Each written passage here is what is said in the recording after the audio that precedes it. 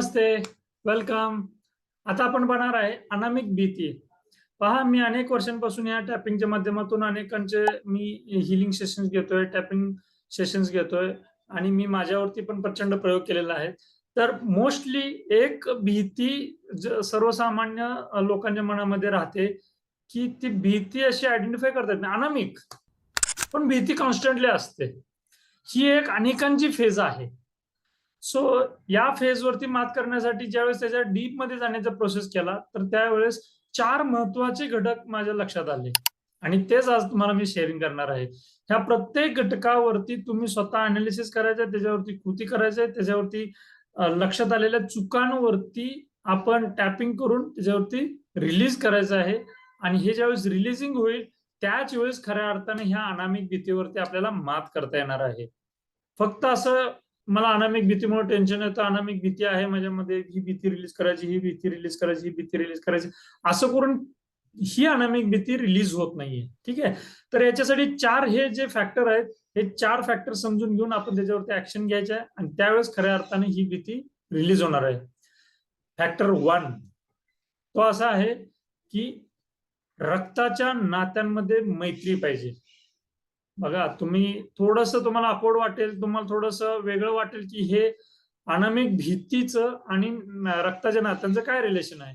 तर पुढे गेल्यानंतर तुमच्या लक्षात येईल काय करायचंय की आपली जी पण काही रक्ताची नाते आहेत, आपली भाऊ बहीण, आई वडील, लग्न झालं असेल तर बायको किंवा बायकोचे आई वडील, सासू सासरे वगैरे, आपले मामा मामी, असे सगळे जे पण काही रक्ताचे नाते आहेत, काका काकू, मावशी, आत्या, जे पण काही रक्ताचे नाते आहेत, ह्या सगळ्यांशी तुमचा संमेल पाहिजे. संमेलचा अर्थ काय, तर त्यांच्याशी तुम्ही हसत खेळत राहता आलं पाहिजे, त्यांच्याशी बोलून चालून राहता आलं पाहिजे, त्यांच्याशी भलेही तुमचे अति जिव्हाळ्याचे व्यवहार नसतील, अति जिव्हाळ्याचे नाते नसेल तर ओके, निश्चित अवस्था नक्कीच पाहिजे, म्हणजे पाहिजेच. बऱ्याच वेळा असे अनेक जण आहेत की भावाशी पटत नाही, वडिलांशी सुद्धा पटत नाहीये आणि ते त्यांच्या आयुष्यामध्ये मेहनत घेतात आणि एका सर्टन लेवलवरती ब्लॉक होतात, त्यांना पुढे जाता येत नाही किंवा एका लिमिटेशन मध्येच ते पुढे सरकतात.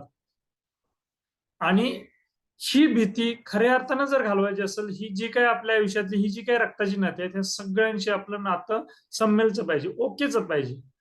मग काय करायचं याच्यासाठी, तर ज्या ज्या व्यक्तीचं नातं ओके नाहीये, तुम्ही पर्सनल पीस प्रोसिजर मध्ये हे केलंच असेल अशी अपेक्षा आहे, पण नसेल तर आता तरी करा, त्याच्याशिवाय ही भीती रिलीज होणार नाही. मग काय करायचं, ज्या नात्याचा आपल्याला त्रास होतोय ते नातं समोर घ्यायचं, त्या नात्यांमध्ये असे किती प्रसंग आहेत ते सगळे नोट डाऊन करायचे की ज्याच्यामुळे आपल्याला त्रास होतोय, ते आठवलं तर नको वाटतंय किंवा समोरच्या व्यक्तीचं वागणंच पटत नाहीये आणि त्याच्यामुळे त्रास होतोय, असं काय आहे का, हे सगळं नोट डाऊन करायचं. ते एका प्रसंगाला एका वेळेस टॅपिंगला घ्यायचंय आणि त्याच्यावरती टॅपिंग करायचंय. ते टॅपिंग करत असताना सुरुवातीला आपण चेक करायचंय की तो त्रास कितपत होतो, 0 ते 10 पर्यंत आपल्याला नोट डाऊन करायचंय, तो त्रास कितपत होतो, आणि टॅपिंग केल्यानंतर ते रिलीज किती झालं हे पाहायचंय. असं एक एक नातं आपल्याला क्लिअर करत पुढे जायचंय. जोपर्यंत हे रिलीज होत नाही तोपर्यंत खऱ्या अर्थानं अनामिक भीतीवरती मात करण्यासाठी आपली प्रोग्रेस होणार नाहीये. ठीक आहे. हा झाला पहिला पॉइंट, कोणता, की रक्ताच्या नात्यांमध्ये आपल्याला मैत्री पाहिजे. दुसरा पॉइंट आहे कामासंबंधीचे विचार. आपण जे काही काम करतो त्या संदर्भातले आपले विचार अत्यंत महत्वाचे असतात.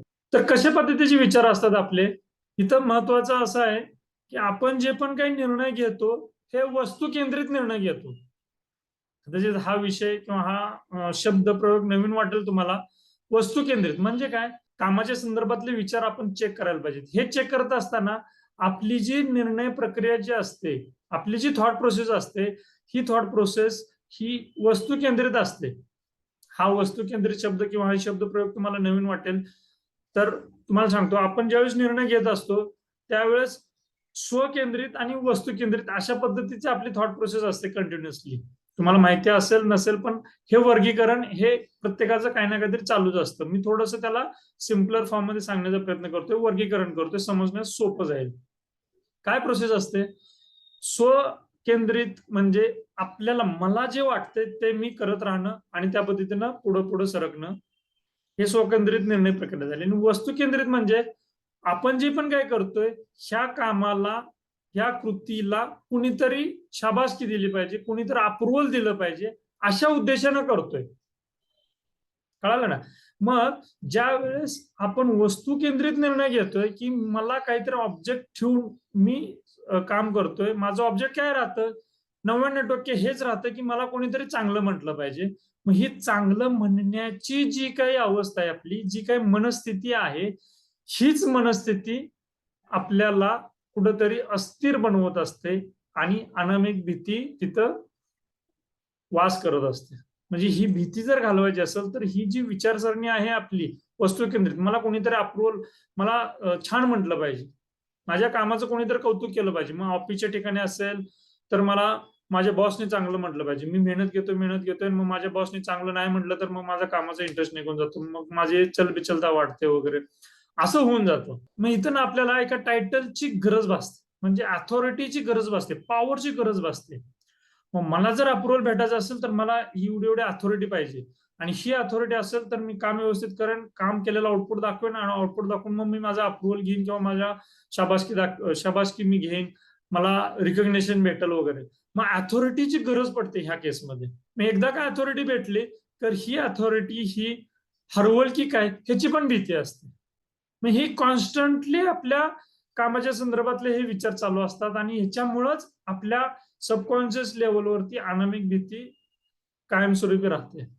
थोडक्यात परत समराईज करण्याचा प्रयत्न करतो की आपली जी थॉट प्रोसेस असते ही ही वस्तू केंद्रित असते. म्हणजे कुठेतरी एक ऑब्जेक्ट समोर ठेवून कुणीतरी आपल्याला अप्रुव्हल द्यावं, कुणीतरी आपल्याला शाबासकी द्यावी, ह्याच्यासाठी म्हणून ही सगळी चाललेली असते धडपड. आणि हे शाबासकी मिळवण्यासाठी परत एक स्टेज डीप लेवलवरती आपण जातो की आपल्याला अथॉरिटी घेतो, आपण अधिकार घेतो, पॉवर घेतो, आणि त्या पॉवरच्या माध्यमातून आपण काम करतो आणि अजून आउटपुट किंवा अजून रिझल्ट देण्याचा प्रयत्न करत असतो. ज्यावेळेस त्या प्रोसेसमध्ये असतो त्यावेळेस अजून आपल्याला वाटत असतं की आपल्या कामाचं कौतुक व्हावं, मित्र आपल्याला शाबासकी द्यावी, आणि आपण प्रेझेंट करण्याचा पण प्रयत्न करत असतो की मी इतकं केलं, मी इतकं केलं वगैरे वगैरे.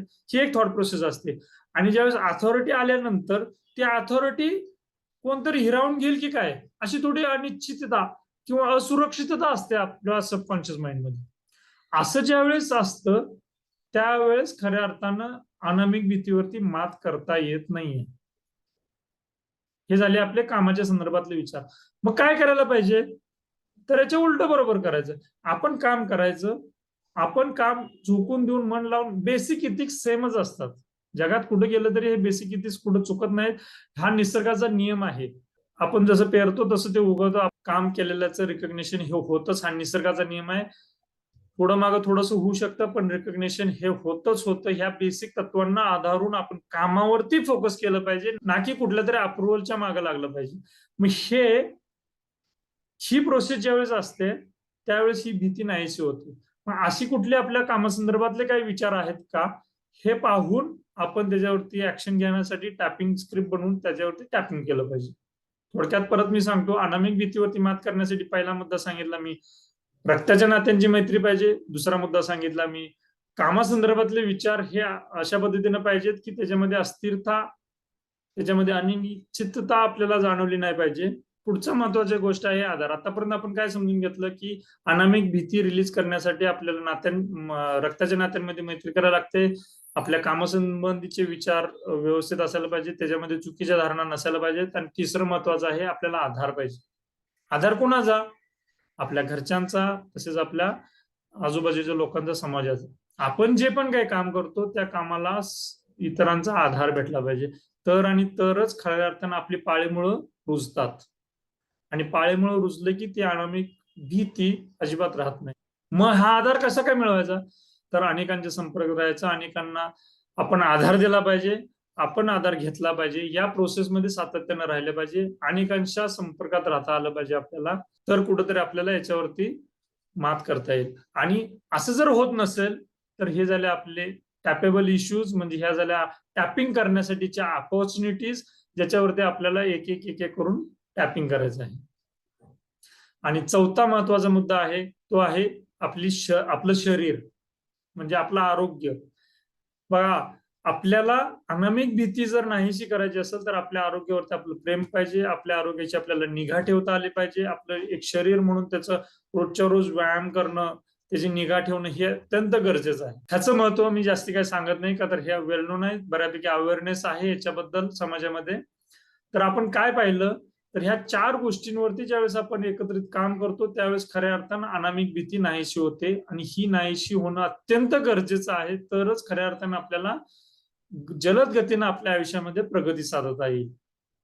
परत सांगतो, रक्ताच्या नात्यांमध्ये मैत्री, कामाच्या संदर्भातले आपले विचार, तिसरी गोष्ट आहे आपल्याला आधार भेटला पाहिजे, आणि चौथा आहे आपलं शरीराची निगा ठेवता आली पाहिजे. ठीक आहे, तरच आपल्या खऱ्या अर्थानं अनामिक भीतीवरती मात करता येईल.